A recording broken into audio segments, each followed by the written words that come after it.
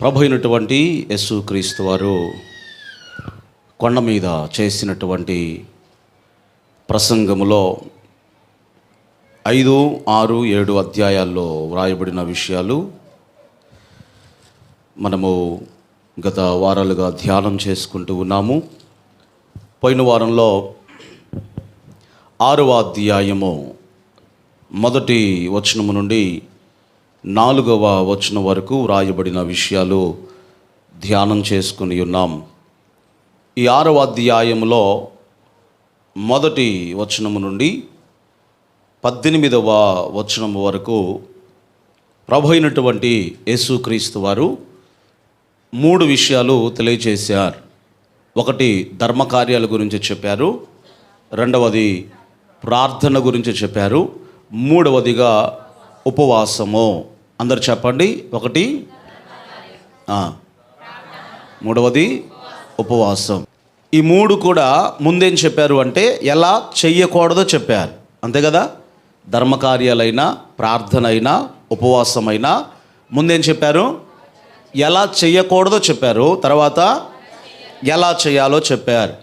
అంటే యేసయ్య విధానం ఏమిటంటే, ఇప్పుడు ఉదాహరణకు మనం ప్రార్థనకు కూర్చున్నాం అనుకోండి, ముందు ఎలా చేయాలో చెప్పి తర్వాత ఎలా చేయకూడదో చెప్తే ముందు అసలు మన ప్రార్థన దేవుడు వినాలి కదా. అందుకొరకే ముందు చెత్తంతా కూడా తొలగించిన తర్వాత అప్పుడు ఎలా ప్రార్థన చేయాలో యేసయ్య ఆ వివరాన్ని ఇస్తూ ఉన్నాడు. కాబట్టి ధర్మకార్యాలు, ప్రార్థన, ఉపవాసం ముందు ఏం చెప్పారు అంటే ఇలా చేయకూడదు, మీరు ఇలా ఉండకూడదు, ఇలా చేయకూడదు అని చెప్పి తర్వాత మీరైతే ఇలా చేయాలి అని ఆ విషయాలు ప్రభు అయిన యేసుక్రీస్తు వారు జ్ఞాపకం చేస్తూ ఉన్నారు. పోయిన వారంలో ధర్మకార్యాల గురించి మీకు చెప్పాను. ఏదైనా మనం చేసినప్పుడు మనుషుల వలన ఘనతనంద వలనని కాకుండా దేవుని ద్వారా మనకు ఘనత కలగాలి అనే ఉద్దేశంతో, దానికంటే ముఖ్యంగా మనం ఏదైనా ధర్మకార్యం చేస్తున్నాము అంటే అది ఎలా చేయాలి అంటే కనికరంతో మనం చేయాలి. ఎలా చేయాలి? మనుషుల మెప్పు కొరకు కాదు. మనం ఏదైనా ఇచ్చామనుకోండి, ఎవరికైనా ఏదైనా ఇవ్వగానే మన ఆలోచన ఏంటి? 10 మందిలో బోరమోగాలి, 10 మంది నన్ను మెచ్చుకోవాలి, సోషల్ మీడియాలో అప్లోడ్ చేయగానే అందరు లైకులు కొట్టాలి, ఇట్లాంటి ఆలోచన. కానీ నీవైతే అన్నాడు యేసయ్య, మీరైతే ఎలా చేయాలి అంటే దేవుడు కనికరము గలవాడు కాబట్టి మీరు కూడా కనికరాన్ని చూపించండి. మరి ఎలా చేయమన్నాడు ఆ ధర్మకార్యాన్ని? నీ కుడి చేత్తో ఇచ్చేది నీ శరీరంలో ఉన్నటువంటి నీ ఎడమ చేతికి కూడా తెలియవద్దు అని ప్రభు స్పష్టంగా మాట్లాడుతున్నాడు. కాబట్టి ధర్మకార్యాల గురించి ప్రభు చెప్పినటువంటి మాట ఇది. ఇక రెండవదిగా మరియు అంటే ధర్మకార్యాల గురించి చెప్పి అది కంటిన్యూ అవుతూ ఉంది. మరియు మీరు ప్రార్థన చేయనప్పుడు ఎలా ఉండకూడదంటే వేషధారుల వల్లే మీరు ఉండకూడదు. వేషధారులు ఎలా ఉంటారో అక్కడ చెప్పాడు. మనుషులకు కనబడవలెనని సమాజ మందిరములలోనూ వీధుల మూలలలోనూ నిలిచి ప్రార్థన చేయుట వారికి ఇష్టమో, అలా చేస్తే వారు తమ ఫలమును పొంది ఉన్నారని నిశ్చయముగా మీతో చెప్పుచున్నాను. ఏంటి వారి ఫలం?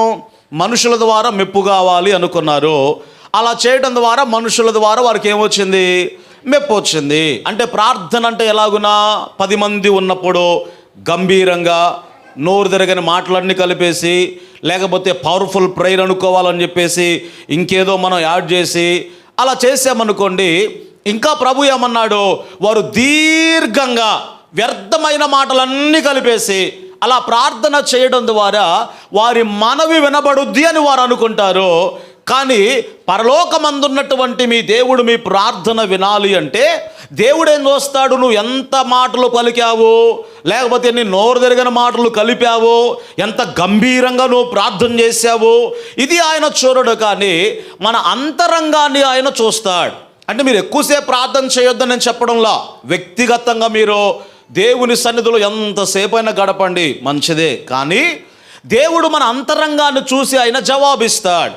ఉదాహరణకు పేతురు గారు నీళ్లలో మునిగిపోయేటప్పుడు చిన్న ప్రార్థన ఏం చేశాడు అంటే, అయ్యా నన్ను కరుణించవా, నేను మునిగిపోతున్నాను అని చెప్పి ప్రభువా నన్ను కరుణించు అన్నాడు. అంతే, ఒక్కటే మాట, ప్రభువా నన్ను కరుణించుము. ఆ ఒక్క మాటను బట్టి ప్రభు పేతురును రక్షించాడు.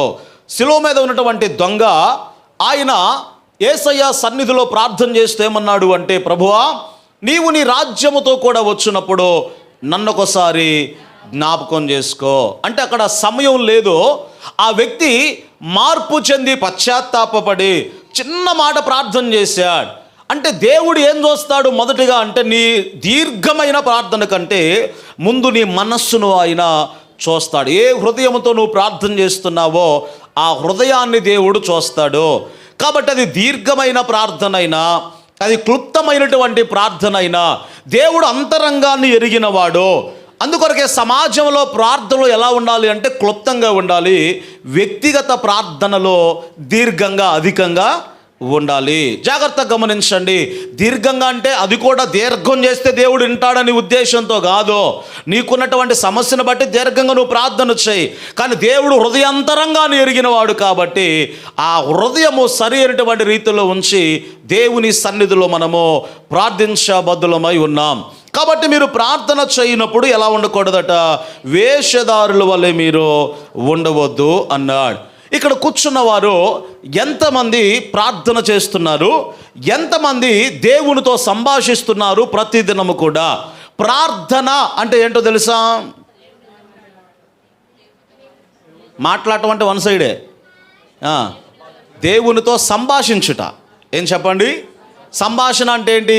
ఫోన్ చేసాం అవతల వ్యక్తికి, అవతల వ్యక్తి మాట్లాడతాడు. అంటే మన ప్రార్థన అంటే ఏమనుకున్నామంటే వన్ సైడే మాట్లాడటమే అనుకున్నాం. ప్రార్థనలో దేవుని మనసేంటో నువ్వు తెలుసుకుంటావు, ప్రార్థనలో దేవుని చిత్తం ఏంటో నువ్వు తెలుసుకుంటావు. అంటే ఇప్పుడు ప్రార్థన ఎలా మార్చేసావంటే ఏదైనా సమస్య ఉంటేనే ప్రార్థన చేయాలి అన్నట్లుగా. ఉదాహరణకు మీ పిల్లలు ఉన్నారనుకోండి, మీ పిల్లలు ఎప్పుడు మీతో మాట్లాడాలి, లేకపోతే చక్కగా జోకులు వేసుకుంటూ సహవాసం నవ్వుకుంటూ.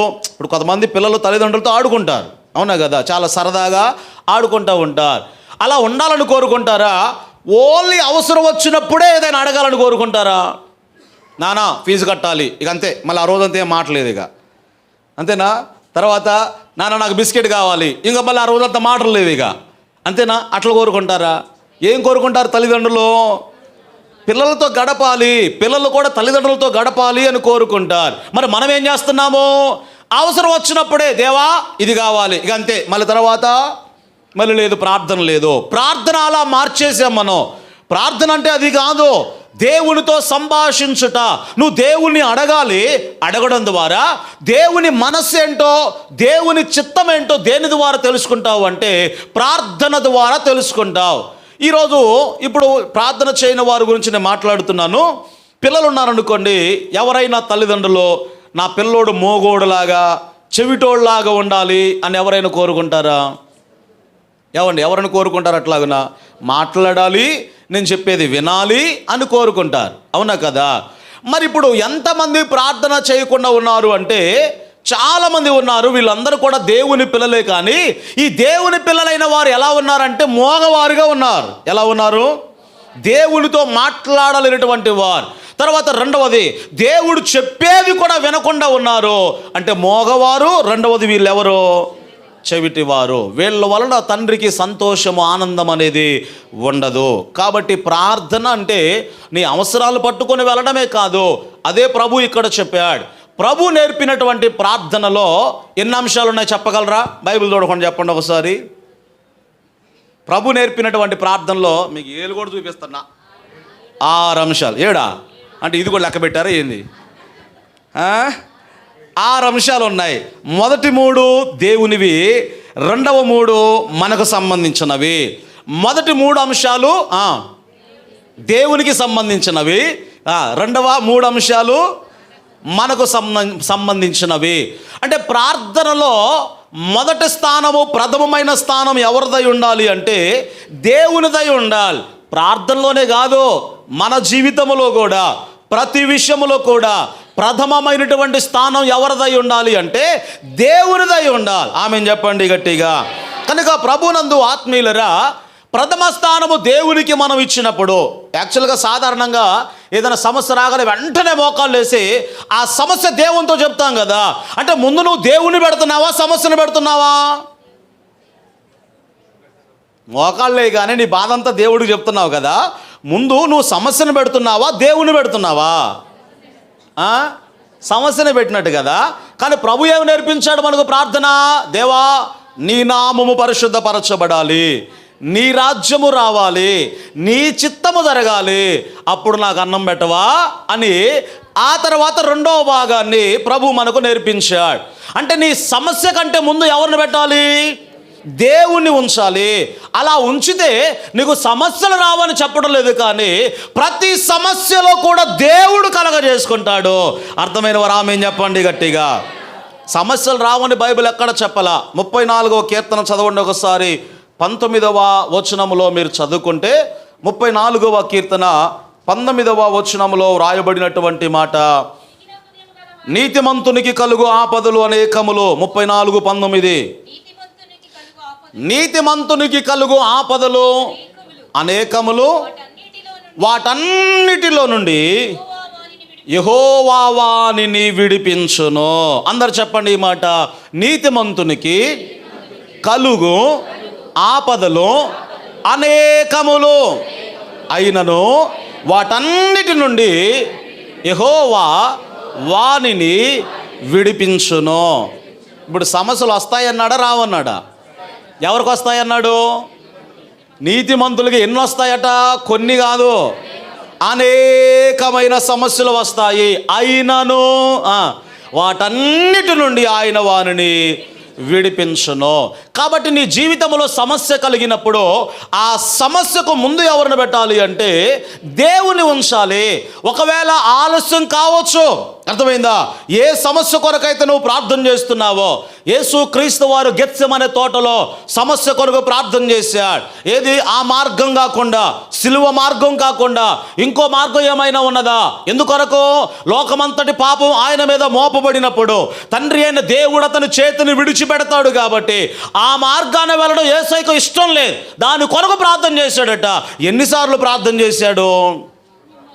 ముమ్మారు యేసయ్య ప్రార్థన చేశాడు. మరి సమస్య పోయిందా? పోలేదు. కానీ సమస్యను తట్టుకోగలిగినటువంటి పరలోక శక్తిని దేవుడు యేసుక్రీస్తు వారికి అనుగ్రహించాడు. ఆమేన్ చెప్పండి గట్టిగా.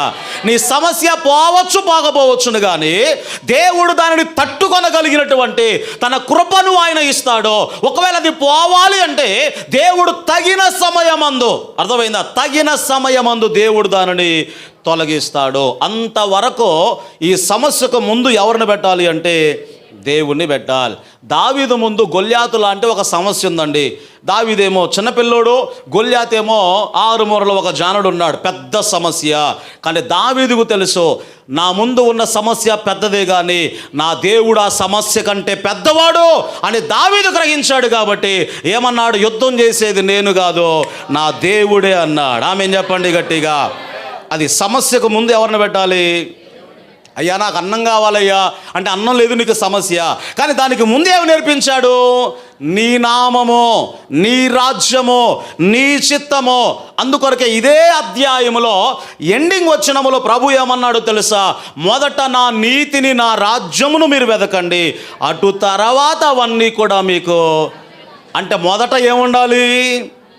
అది ఆయన నీతి, ఆయన రాజ్యము. ప్రార్థించడం నేర్చుకోండి. మోకాళ్ళే కానీ మన సమస్య అంతా కూడా, హృదయంలో ఉన్న భారం అంతా కూడా ప్రార్థన అంటే అదే నేర్పించాం మనము. ఓన్లీ సమస్యలు చెప్పుకోవడమే అన్నట్లుగా కాదు. నువ్వు ప్రార్థనలో ఉండడం ద్వారా దేవుని మనసు ఏంటో కూడా నీకు అర్థమవుద్ది. కనుక ప్రభునందు ఆత్మీయులరా, యేసయ్య నేర్పినటువంటి ప్రార్థనలో నుండి ఈ విషయాలన్నీ కూడా మనము నేర్చుకున్న బద్దులమై ఉన్నాం. ఈ ప్రార్థన అంతా కూడా మనం చూస్తే 6 అంశాల్లో మీరు ఇంటికి వెళ్ళిన తర్వాత జాగ్రత్తగా పరిశీలించండి.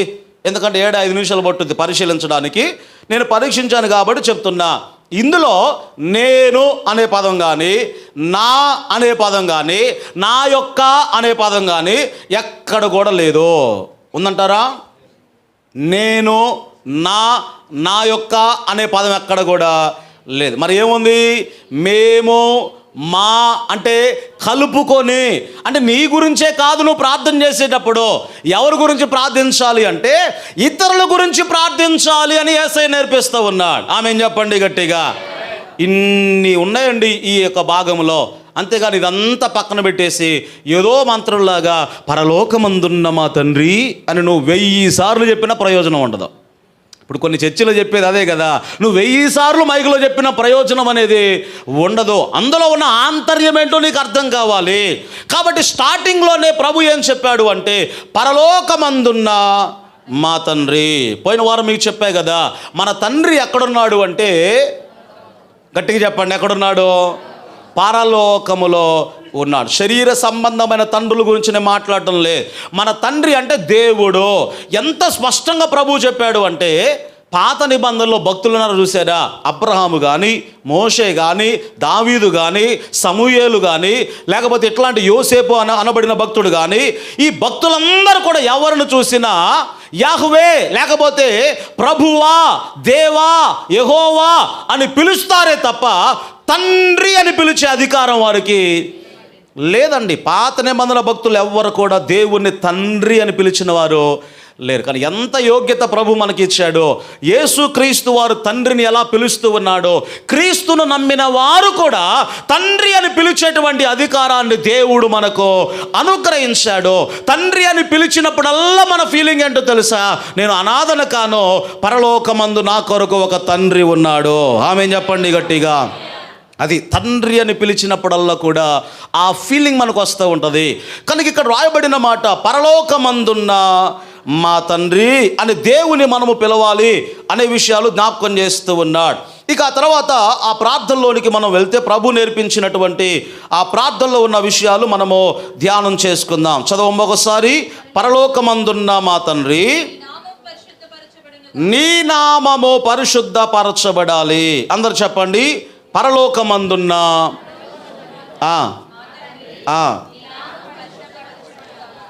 రైట్. ఇప్పుడు జాగ్రత్తగా వినండి. నీ నామం పరిశుద్ధపరచబడునుగా కంటే అంటే అంతకుముందు అపవిత్రమైందా? నువ్వు చెప్తే అది పరిశుద్ధపరచబడుద్దా? ఈ మాట అట్టే ఉంది కదా. నీ నామము పరిశుద్ధపరచబడాలి అనే మాట ఎక్కడ రాయబడింది అంటే, ఆయన నామం ఎప్పటికీ పరిశుద్ధమైందే. పరలోకంలో కెరాబులు సెరూబులు ఏం చేస్తారు అంటే, 6 రెక్కలతో వారు 2 రెక్కలతో దేహాన్ని కప్పుకొని, అంటే పాదాలు కప్పుకొని, 2 రెక్కలతో ముఖములు కప్పుకొని, 2 రెక్కలతో వారు ఎగురుతూ ఏం చేస్తున్నారు అంటే, సైన్యములకు అధిపతియగు దేవుడు పరిశుద్ధుడు, పరిశుద్ధుడు, పరిశుద్ధుడు, సర్వలోకము ఆయన మహిమతో నిండి ఉన్నది అని గాన ప్రతిగానములు వారు చేస్తూ ఉన్నారు. వారు పరిశుద్ధుడు పరిశుద్ధుడని ప్రభువును కొనియాడుతూ ఉన్నారు కదా. ఒకవేళ వీరిలో ఏదైనా అపవిత్రం ఉండి నువ్వు పరిశుద్ధుడవయ్యా అంటే ఒక్క తన్నుదాన్ని కింద పడేస్తాడు. లూసిఫర్ అలాగే చేశాడు కదా. మనసులో ఏదో పెట్టుకున్నాడు, నువ్వు పరిశుద్ధుడవయ్యా, నువ్వు పరిశుద్ధుడవయ్యా అంటే ఒక్క తన్నుదన్నాడు. లూసిఫర్ దేవదూత ఏమైపోయాడు? సాతానుగా మార్చబడ్డాడు. అంటే పరలోకములో ఆరాధించే వారందరూ ఇప్పుడు ఎలా ఉన్నారు అంటే, దేవుని వలె వారు పరిశుద్ధతను కలిగి, పవిత్రతను కలిగి వారు జీవిస్తూ ప్రభువును ఆరాధిస్తూ ఉన్నారు. ఆయన పవిత్రతకు అక్కడ ఆటంకం ఏమీ కూడా లేదు, అవమానం ఏమీ కూడా లేదు. మరి భూమి మీద ఇప్పుడు ఆయన బిడ్డలు ఉన్నారు చూసారా, ఆయన కుమారులు, ఆయన కుమార్తెలు, ఆయన నామాన్ని పరిశుద్ధముగా ఉంచాల్సిన బాధ్యత, అంటే ఆయన నామానికి అవమానము రాకుండా ఉంచాల్సిన బాధ్యత ఈ భూమి మీద ఎవరికొన్నది అంటే, ఆయన కుమారులు, ఆయన కుమార్తెలముగా ఈ భూమి మీద మనము కలిగి ఉన్నాం. అందుకొరకు అక్కడ రాయబడిన మాట, నీ నామము ఏం చేయబడాలి? పరిశుద్ధపరచబడాలి. బైబిల్లో మోషే అహరోనులు ఒకసారి ఏం చేశారు అంటే, దేవుడు అన్నాడు ప్రజలకు నీళ్లు కావాలి అంటే బండతో నువ్వు మాట్లాడు అని మోషేకు దేవుడు చెప్పాడు. అంతకుముందు స్టార్టింగ్లో ఏది 40 సంవత్సరాలకు ముందు వారు బయలుదేరి వస్తున్నప్పుడు నీళ్లు కావాలి అంటే మోషేకు దేవుడు చెప్పాడు, ఆ బండను కొట్టు నీళ్లు వస్తాయి అన్నాడు. బండను కొట్టాడు, నీళ్ళు వచ్చాయండి. 40 సంవత్సరాల తర్వాత ఎండింగ్లో కూడా నీళ్లు దొరకనప్పుడు ఇశ్రాయేలు ప్రజలు దేవుని మీదను మోషే మీదను సనుగుతూ ఉన్నప్పుడు దేవుడు అన్నాడు కదా, ఆ బండతో నీవు మాట్లాడు అన్నాడు. బండతో నీవు మాట్లాడు అంటే మోషే అహరోనులు కోపంగా ఉన్నారు కదా, ఏమ్రా మేము మీ కొరకు నీళ్లు తెప్పించాలా? అక్కడ ఒక మాట అన్నాడు, ద్రోహులారా, అంటే తన నోటితో కాని మాట మోషే పలికెను అని లేఖన భాగములో చూస్తూ ఉన్నాం. ద్రోహులారా అని చెప్పి ఏమన్నాడు, మేము మీ కొరకు నీళ్లు తెప్పించాలా అన్నాడు. నీళ్ళు ఇచ్చేది ఎవరు అసలు? దేవుడు. కానీ మోషే ఏమన్నాడు? మేము మీ కొరకు నీళ్లు తెప్పించాలా. అప్పుడు దేవుడు ఏమన్నాడు అంటే, మీరు నా నామమును పరిశుద్ధపరచలేదు గనుక అన్నాడు. చదవండి ఒకసారి ఆ మాట. ద్వితీయోపదేశ కాండములో 32వ అధ్యాయము 51వ వచనముల నుండి దేవుని వాక్యాన్ని మనం చదువుకుందాం. ద్వితీయోపదేశ కాండము 32వ అధ్యాయము 51వ వచనముల నుండి దేవుని వాక్యాన్ని మనం చదువుకుందాం. ఏలయనగా సీను అరణ్యములో కాదేశు మెరీబా నీళ్ల యొద్ద ఇశ్రాయేలీయుల మధ్య అది నన్ను పరిశుద్ధపరచక ఇశ్రాయేలీయుల మధ్యను నా మీద మీరేం చేశారు? తిరుగుబాటు చేశారు. ఇప్పుడు జాగ్రత్తగా వినండి. మీరు నన్ను పరిశుద్ధపరచక అన్నాడు దేవుడు. అంటే దేవుడు పరిశుద్ధుడే కదా. మరి దాని అర్థం ఏంటి? నా నామాన్ని మీరు మహిమపరచలేదు కాబట్టి, నా నామాన్ని మీరు అవమానపరిచారు కాబట్టి మీరు కనానులో ప్రవేశించరు అని ప్రభు మాట్లాడుతూ ఉన్నాడు. ఇప్పుడు మన ఇష్టానుసారంగా జీవించి నీ నామము పరిశుద్ధపరచబడును గాక అంటే దానికి అర్థం లేదు కదా. ఆయన నామానికి మహిమ తీసుకొచ్చే వారముగా జీవించాలి అని ప్రభు అయిన యేసుక్రీస్తు వారు ఈ విషయాలు జ్ఞాపకం చేస్తూ ఉన్నాడు. కాబట్టి మొదటిగా ఆయన నామాన్ని పరిశుద్ధంగా ఉంచాలి అన్నాడు. ఇక రెండవది ఏమన్నాడు అంటే, నీ రాజ్యము వచ్చునుగాక. ఏమని నిరూపించాడు? అందరు చెప్పండి ఈ మాట. నీ రాజ్యము వచ్చునుగాక. పరిశుద్ధ బైబిల్ గ్రంథములో మత్తయి శుభవార్తల నుండి 13వ అధ్యాయములో ఒక వాక్య భాగాన్ని మనం చదువుకుందాము. అందరూ కూడా చూడండి. మత్తయి శుభవార్త 13వ అధ్యాయము 11వ వచనముల నుండి మనం చదువుకుంటే అక్కడ రాయబడిన మాట, పరలోక రాజ్య మర్మములు ఎరుగుట మీకు అనుగ్రహింపబడి ఉన్నది కానీ వారికి, అంటే క్రీస్తును ఎరగని వారికి, అన్య జనాంగానికి అనుగ్రహింపబడలేదు. ఏ మర్మాలు? పరలోక రాజ్యానికి సంబంధించినటువంటి మర్మాలు ఏవైతే ఉన్నాయో అవి క్రీస్తును నమ్మినటువంటి వారికి, లేదా దేవుని ప్రత్యక్షత కొరకు కనిపెట్టుకొని అభిషేకించబడిన వారు ఎవరైతే ఉన్నారో ఆ మర్మములు వారికి బయలుపరచబడ్డాయి కానీ అన్య జనాంగానికి ఆ మర్మములు బయలుపరచబడలేదు అని లేఖన భాగములో మనం చూస్తూ ఉన్నాం. సరే, జాగ్రత్తగా గమనించండి. నీ రాజ్యం వచ్చునుగాక అని యేసయ్య నేర్పించాడు కదా. ఆయన రాజ్యం ఎక్కడుంది? అందరు చెప్పాలి గట్టిగా. రాజ్యం భూమి మీద ఉన్నది. మరి ప్రభుత్వం ఎక్కడుంది? భూమి మీదనేనా? ఇప్పుడు మనంతా ఇండియన్స్ కదా, భారతీయులు అండి. ఈ భారతీయులను పరిపాలించడానికి ఈ ప్రభుత్వ కార్యకలాపాలు ఒక సిటీ నుండి జరుగుతాయి ఇండియాలో. ఏ సిటీ అది? అందరు భారతీయులైనా పాకిస్తాన్ నుంచి ఏమైనా వచ్చారా? దేవునికి స్తోత్రం కలుగును గాక. మన భారతదేశానికి సంబంధించిన ప్రభుత్వ కార్యకలాపాలు ఒక సిటీ నుండి జరుగుతాయి. క్యాపిటల్ సిటీ, దానిని ఏమంటారు అంటే న్యూఢిల్లీ అంటారు. ఢిల్లీ నుండి. ఎక్కడి నుండి?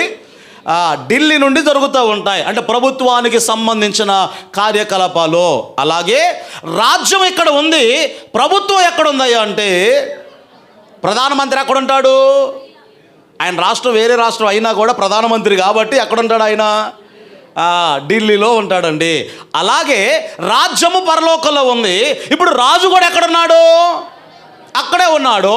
రాజ్యం ఎక్కడుంది? చెప్పాలి గట్టిగా. ఈ భూమి మీద ఉన్నది. మరి నీ రాజ్యం వచ్చునుగా కానీ ప్రార్థించడం ఎందుకొరకు నేర్పించాడు అంటే, చాలా సందర్భాల్లో మీకు చెప్పాను. దేవుడు ఈ భూమి మీద మనిషిని ఎందుకు చేశాడయ్యా అంటే తన స్వభావం లాంటి పిల్లల చేత ఈ భూమి అంతా కూడా నింపబడాలి. ఒక్క మాటలో చెప్పాలి అంటే దేవుని రాజ్యము చేత ఈ భూమి అంతా కూడా నింపబడాలి, దేవుని చేత ఈ భూమి అంతా కూడా పరిపాలించబడాలి అనే ఉద్దేశంతో దేవుడు మనిషిని ఈ భూమి మీద చేశాడండి. మొట్టమొదటి మానవుడు ఆదామును దేవుడు చేశాడు.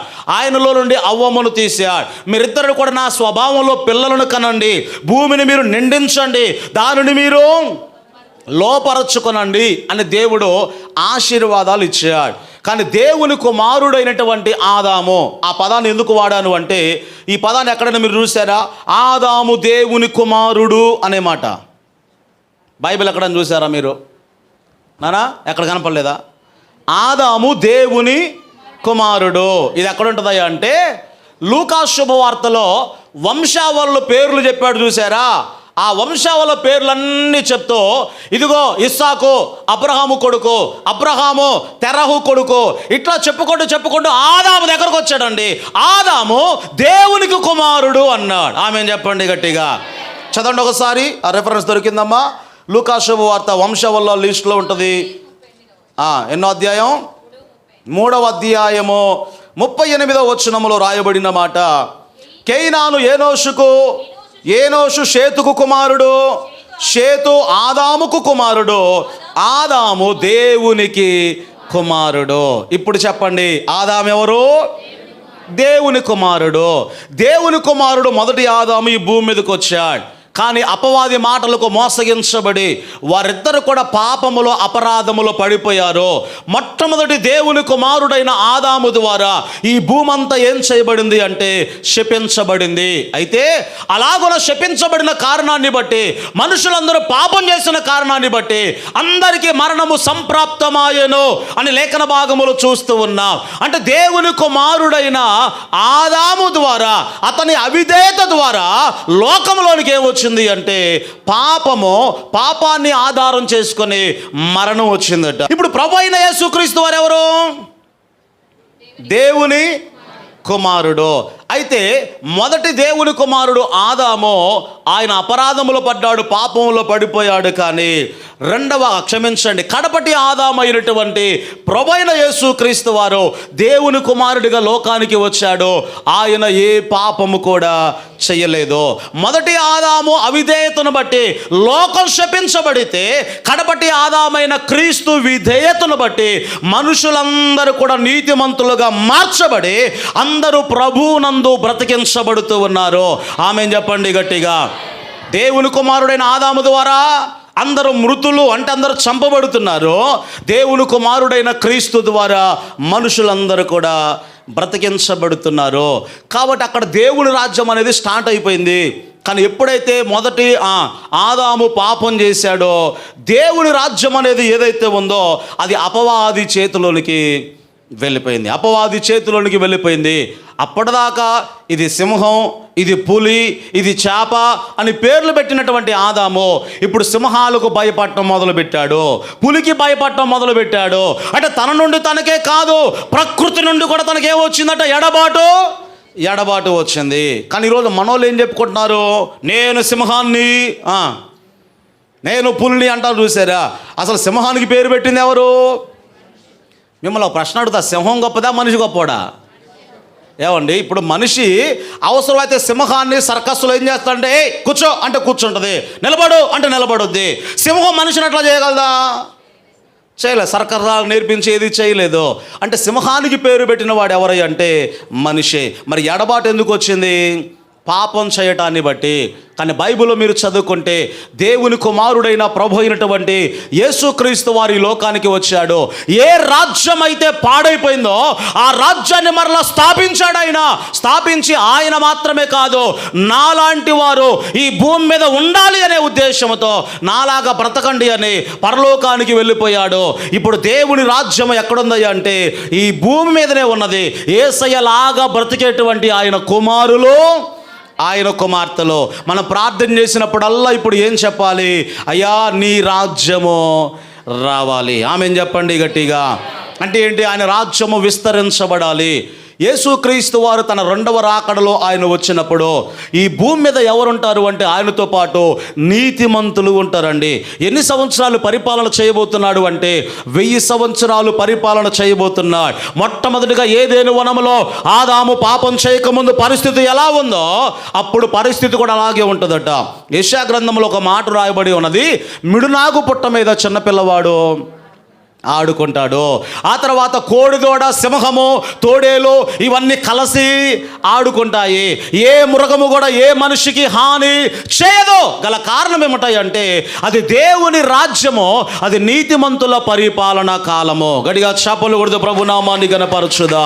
మరియు మీరు ప్రార్థన చేయనప్పుడు పరలోకమందున్న మా తండ్రి, రెండవదిగా మీ నామము పరిశుద్ధపరచబడాలి, నీ రాజ్యము రావాలి. అంటే ఆయన రాజ్యము స్థాపించబడింది ఈ భూమి మీద. ఆ తర్వాత ఆయన పరలోకానికి వెళ్తూ వెళ్తూ ఆ రాజ్యభారాన్ని మన భుజాల మీద ఆయన మోపాడు. బైబిల్ యెషయా గ్రంథములో 9వ అధ్యాయము 6వ వచనంలో రాయబడిన మాట, ఏలయనగా మన కొరకు శిశువు పుట్టెను, మన కొరకు కుమారుడు అనుగ్రహించబడెను, ఆయన భుజము మీద రాజ్యభారం ఉన్నది. ఏ భారం అది? మీకు అర్థం కావాలంటే వాయిస్ తగ్గినప్పుడు ఆయన భుజము మీద రాజ్యభారం ఉన్నది. అయితే యేసయ్య ఈ లోకానికి వచ్చి మన పాప భారాన్ని ఆయన భుజాల మీద వేసుకున్నాడు. ఆయన రాజ్యభారాన్ని ఇప్పుడు ఏం చేశాడు? మన భుజాల మీద వేసి ఆయన పరలోకానికి వెళ్ళాడు. క్రీస్తు యొక్క రాజ్య వ్యాప్తి కొరకై ఇప్పుడు మనమందరము కూడా ప్రయాసపడాలి. నువ్వు ప్రార్థన చేస్తున్నావో లేదో కానీ ఈ సృష్టి అంతా కూడా ప్రార్థన చేస్తుందట. అయ్యా, మొదటి మనుషుడు దేవుని కుమారుడైన ఆదాము చేసిన పాపాన్ని బట్టి, ఆయన పాపం చేస్తే నేలను శపించావుగా, మమ్ములను శపించావు కదా. అయ్యో, ఈ శాపము నుండి ఎప్పుడయ్యా మాకు విడుదల? దేవుని కుమారుల ప్రత్యక్షత, దేవుని కుమార్తెల ప్రత్యక్షత, అంటే దేవుని రాజ్యము చేత ఇంకా ఎప్పుడయ్యా ఈ భూమి నింపబడేది అని ఎవరు ప్రార్థన చేస్తున్నారు? సృష్టి ప్రార్థన చేస్తుందండి. ఈ సృష్టి మామూలు ప్రార్థన కాదు, కన్నీటితో ప్రార్థన చేస్తుందట. చదువుతారు ఒకసారి ఆ మాట. అపోస్తులుడైన పౌలు రోమా సంఘానికి వ్రాసినటువంటి పత్రికలో, అపోస్తులుడైన పౌలు రోమా సంఘానికి వ్రాసిన పత్రిక 8వ అధ్యాయము 19వ వచనములో నుండి దేవుని వాక్యాన్ని మనం చదువుకుందాం. 8వ అధ్యాయము 19వ వచనముల నుండి చదవండి. దేవుని కుమారుల ప్రత్యక్షత కొరకు సృష్టి అంతా కూడా మిగుల ఆశతో తేరి చూచుచు కనిపెట్టుచు ఉన్నది. మరలా చదవండి. దేవుని కుమారులు అంటే మొదటి మనిషి ఆదాము దేవుని కుమారుడుగా పిలువబడ్డాడు. కడపటి ఆదామైన యేసుక్రీస్తు వారు దేవుని కుమారుడుగా పిలువబడ్డాడు. ఇప్పుడు క్రీస్తు రక్తములో కడగబడిన మనమందరము కూడా ఎవరని చెప్పండి? దేవుని కుమారులము, దేవుని కుమార్తెలే. అయితే ఇంకా ఈ భూమంతా కూడా దేవుని కుమారుల చేత, దేవుని కుమార్తెల చేత నింపబడాలి అని ఎవరు ఎదురు చూస్తున్నారట? సృష్టి అంతా కూడా మామూలు ఆశ కాదు, మిగుల ఆశతో అపేక్షించు ఉన్నది. ఇక కింద వచనములు అన్నాడు కదా, 22వ వచనములో వ్రాయబడినటువంటి మాట, సృష్టి యావత్తు కూడా ఏకగ్రీవముగా మూలుగుచు ప్రసవ వేదన పడుచున్నదట. మామూలు వేదన కాదు. ఏ వేదన? చెప్పాలి గట్టిగా. సృష్టి ప్రార్థన చేస్తుంది, ఎప్పుడయ్యా మాకు విడుదల? ఎప్పుడయ్యా ఈ శాపము నుండి విడుదల? ఎప్పుడయ్యా నీ రాజ్యము చేత, అంటే దేవుని కుమారుల చేత, దేవుని కుమార్తెల చేత ఈ భూమంతా కూడా నింపబడేది ఎప్పుడయ్యా అని ఎవరు ప్రార్థన చేస్తున్నారు? ఈ విశ్వమంతా కూడా ప్రార్థన చేస్తూ ఉంది. ఆ రోజు త్వరలోనే రాబోతూ ఉంది. బైబిల్లో చివరిగా ఆ వాక్య భాగాన్ని జ్ఞాపకం చేసి ఈరోజు మన వాక్యాన్ని ముగించేసుకుందాం. దానియేలు గ్రంథంలో 2వ అధ్యాయము 32వ వచనముల నుండి 45వ వచనం వరకు మనం చదువుకుంటే, మీరు ఇంటికి వెళ్ళిన తర్వాత ఆ విషయాలు చదువుకోండి. అక్కడ నెబుకద్నెజరు రాజు ఒక కళను ఆయన చూశాడండి. ఒక కళ చూశాడు. ఏంటి ఆ కళ అంటే, ఆయన రాత్రి సమయంలో పడుకొని ఉన్నప్పుడు ఒక బ్రహ్మాండమైనటువంటి ఒక విగ్రహం ఆయనకు కనిపించిందట. కలగన్నాడు కానీ కళ మర్చిపోయాడు. తర్వాత దానియేలు గారు వచ్చి ఆ కళ భావాన్ని ఆయన చెప్తూ ఉన్నాడు. సరే, మనం క్లుప్తంగా మీకు జ్ఞాపకం చేస్తూ ఉన్నాను. ఆయన కన్నటువంటి ఆ కళ ఏమిటంటే, ఈ బ్రహ్మాండమైనటువంటి ఆ ప్రతిమ ఆయనకు కనిపించిందట. ఆ ప్రతిమ ఎలా ఉన్నది అంటే, శిరస్సు మేలిమి బంగారముతో చేయబడింది. దేంతో చేయబడింది? అందరు నా వైపు చూడండి. ఈ శిరస్సు మేలిమి బంగారంతో చేయబడిందట. ఇక్కడ నుండి ఇక్కడ వరకు ఏంటి? మేలిమి బంగారము. ఇక ఆ తర్వాత ఈ విగ్రహం ఏదైతే ఉందో, ఈ రొమ్ము లేకపోతే ఇక్కడ వరకు ఈ భుజాలు ఉన్నాయి చూసారా, ఇక్కడ వరకు దేంతో చేయబడ్డాయి అంటే వెండితో చేయబడింది. దేంతో? వెండితో చేయబడింది. ఆ తర్వాత ఇక క్రిందకు వచ్చేస్తే మీరు చూస్తే ఈ ఉదరము నుంచి ఈ తొడల వరకు దేంతో చేయబడ్డాయి అంటే ఇత్తడితో చేయబడింది.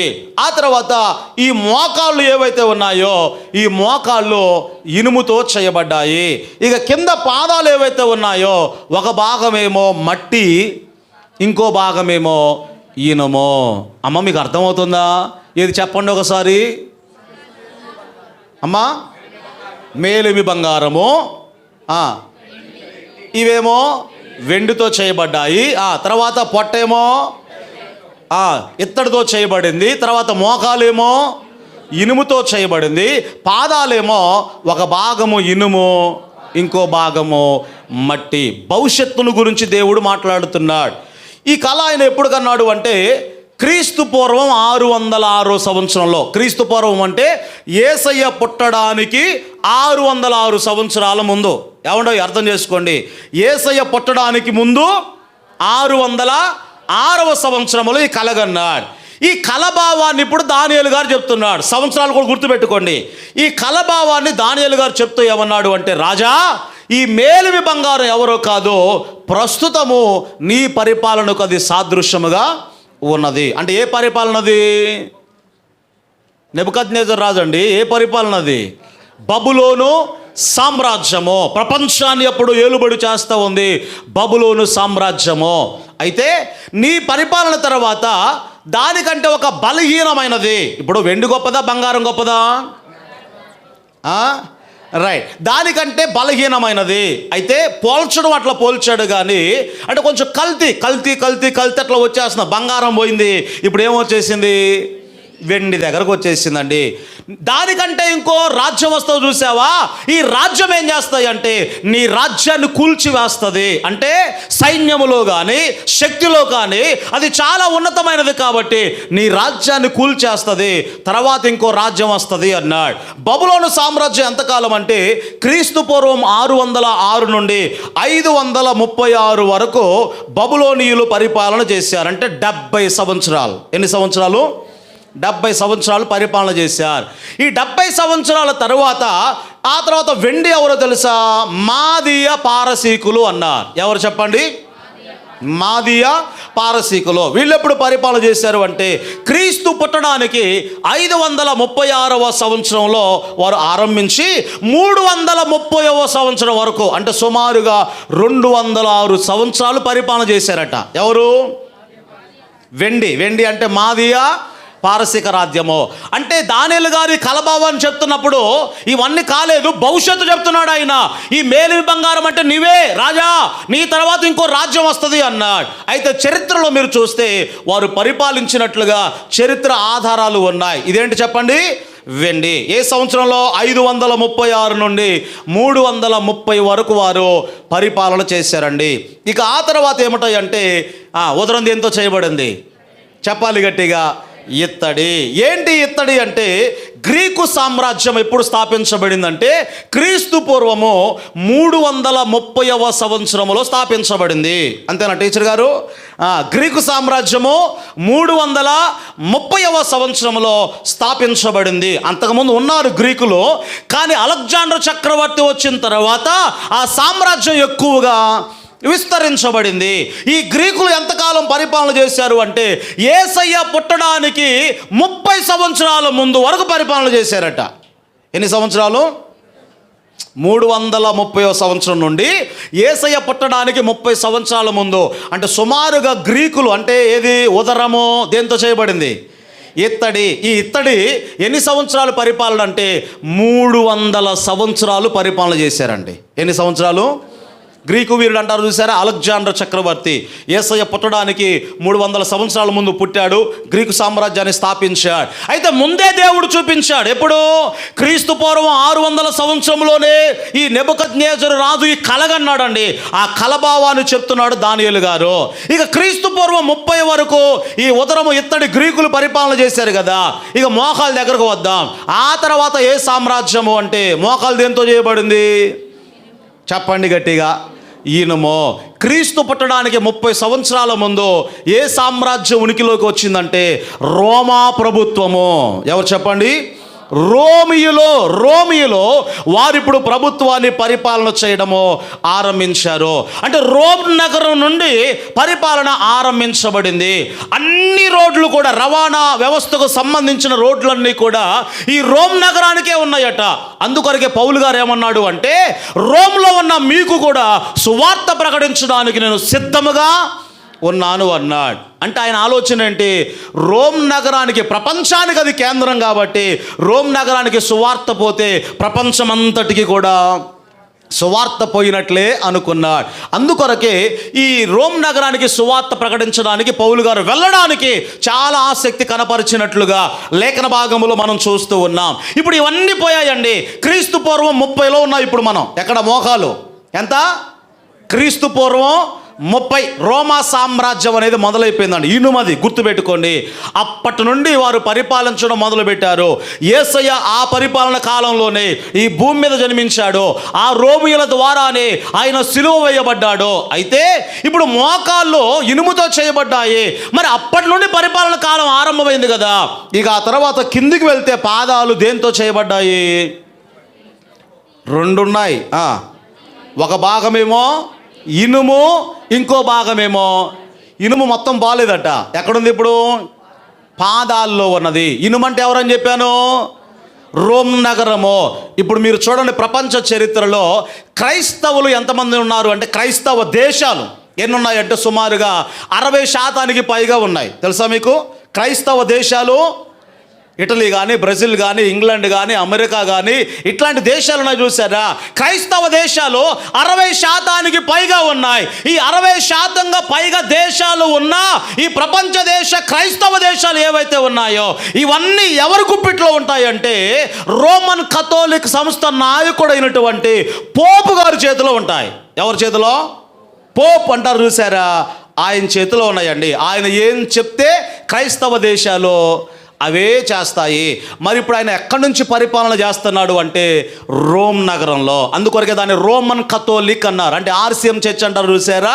రోమన్ కథోలిక్ చర్చ్ అంటారు. అంటే రోమ్ నగరంలో నుండి పోప్ అనబడినటువంటి వ్యక్తి ప్రపంచ క్రైస్తవ దేశాలు ఏవైతే ఉన్నాయో వాటి మీద ఆధిపత్యాన్ని ఆయన కలిగి ఉన్నాడు. ఇక మిగతా ఏంటి? సంకీర్ణ ప్రభుత్వాలు. మన ఇండియా కానీ ఇప్పుడు హిందూ దేశం అంటారు, కొన్ని ముస్లిం దేశాలు ఉన్నాయి. అంటే ఇప్పుడు ఏం కలిసాయి కింద పాదాల్లో? ఒక భాగమేమో. ఇప్పుడు ప్రస్తుతం మీరు చూడండి, క్రైస్తవ దేశాలను శాసించేది ఎవరు అంటే పోపు గారే. ఎవరు? పోపు గారు. ఎక్కడుంటాడు ఆయన? రోమ్ నగరంలో ఉంటాడు. అంటే సగభాగమేమో మట్టి, సగభాగమేమో ఇనుము. ఇప్పుడు ప్రస్తుతం మనం ఎక్కడున్నామంటే పాదాల దగ్గర ఉన్నామండి. ఎక్కడ? పాదాల దగ్గర. ఇదంతా ఎందుకు చెప్పానంటే ఇక ఆ తర్వాత అసలు కథ మొదలైంది. ఈ రాజు అలాగే నిద్రపోయి ఉన్నాడు. ఎవరి చేతి సహాయం లేకుండా ఒక చిన్న రాయట, చిన్నదే రాయి, చిన్నది అని ఎందుకొరకు అన్నారు తర్వాత మీకు చెప్తా. ఒక చిన్న రాయి వచ్చి ఎక్కడ పడిపోయిందంటే పాదాల మీద పడిపోయిందండి. పాదాల మీద పడిపోగానే ఆ విగ్రహం అంతా ఎలా చేయబడిందంటే తుత్తునీలుగా చేయబడి అది బూడిదగా మార్చబడింది. ఆ పడినటువంటి చిన్న రాయి కొద్ది కొద్దిగా ఎలా మార్చబడిందంటే పెద్ద పర్వతములాగా మార్చబడింది. ఆ చిన్న రాయి ఎవరో తెలుసా? ప్రభు అయినటువంటి యేసు క్రీస్తు వారే. గట్టిగా చప్పలు కొడుతూ ప్రభు నామాన్ని ఘనపరచుదాం. హల్లెలూయా. ఇది జగమెరిగినటువంటి సత్యం. 606వ సంవత్సరంలో క్రీస్తు పూర్వం నెబుకద్నెజరు రాజు ఒక కలగన్నాడు. అక్షరాల అది నెరవేర్పు జరిగింది. ఇప్పుడు మనం ఎక్కడున్నాము అంటే పాదాలు. ఒక భాగమేమో ఇనుము, ఇంకో భాగమేమో మట్టి. చిన్న రాయి అని ఎందుకొరకు రాయబడిందంటే ఇప్పుడు యేసయ్యను అందరూ చిన్న చూపే చూస్తున్నారు. అందరి చేత విమర్శించబడుతున్నాడు. క్రైస్తవులు కూడా విమర్శించబడుతున్నారు. బైబిల్ చాలా విమర్శిస్తూ ఉన్నారు. ప్రస్తుతం అది చిన్నదే కావచ్చును, కానీ ఇప్పుడు ఈ రాజ్యము చిన్నదే కావచ్చును, కానీ ఈ రాజ్యం ఏం చేయబడుతుందంటే కొద్ది కొద్దిగా అది విస్తరించబడతా ఉంది. యేసయ్య వచ్చినప్పుడు ఆ రాజ్యమే ఈ భూమి మీద పరిపాలన చేయబోతా ఉన్నది. గట్టిగా చప్పలు కొడుతూ ప్రభు నామాన్ని ఘనపరచుదా. ఇప్పుడు ఈ రాజ్యములన్నీ ఏమైపోయాయట? మొత్తం పోయాయి. ఇప్పుడు ఎవరి రాజ్యం ఇది? యేసయ్య రాజ్యము. అది నీతిమంతుల పరిపాలన కాలము. కనుక ప్రభునందు ఆత్మీయులరా, ఎంత సత్యం కదా ఇది.